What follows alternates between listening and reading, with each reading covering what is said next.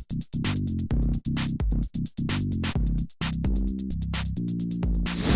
morning, welcome to the AWE Source. This is Shock and Awful Part 2. I'm your host, Ryan Hill. And I'm Gary the Hawk Hawkinson. So we now know where all the major players that caused this major collapse are. Yeah, and running the country. Yeah, but where does that leave us? Yeah, and if you're watching us for the first time or need a refresher, go back to last week's show, catch up, and then come back and pick it up from here. But seriously, where does that leave you and I? I mean, if the heads of industry can run their companies into the ground and not go to jail, matter of fact, quite the opposite, get rewarded with cush government jobs for what they've done, what does that mean for us?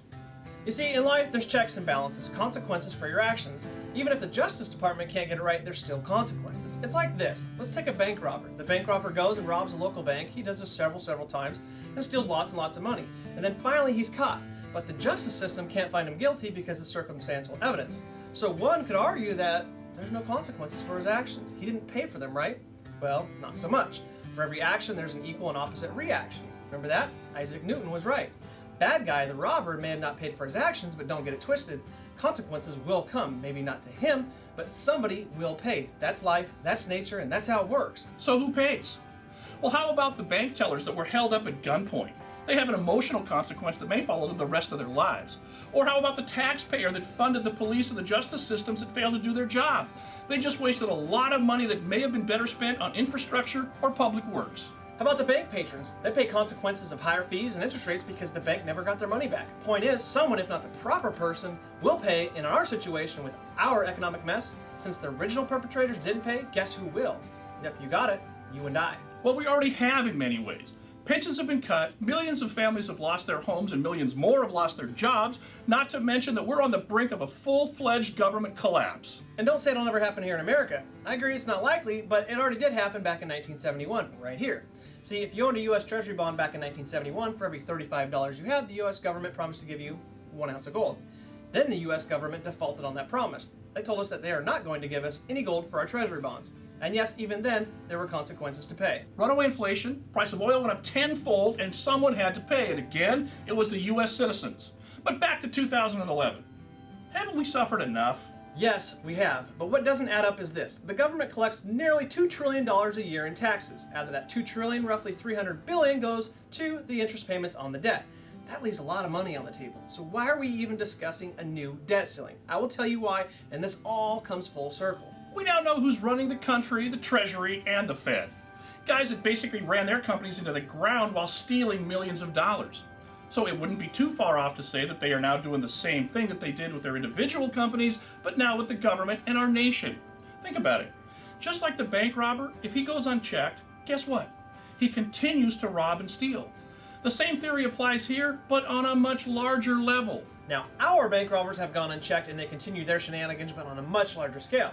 This is essentially a giant Ponzi scheme. Now, what's the definition of a Ponzi scheme? A Ponzi scheme is an investment scheme that involves the payments to existing investors, say China, from funds contributed by new investors, say U.S. bondholders or taxpayers. Now, Ponzi scheme organizers, our government, often solicit new investors by promising to invest in funds and opportunities claimed to generate high returns with little or no risk.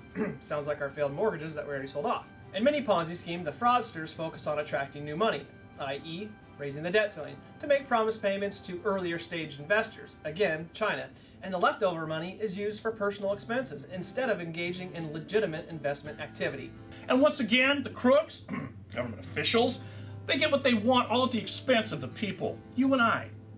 Now the debt ceiling, it is concerning, but that's the personal equivalent of you and I giving ourselves a budget to live by. It doesn't mean a whole lot, now does it?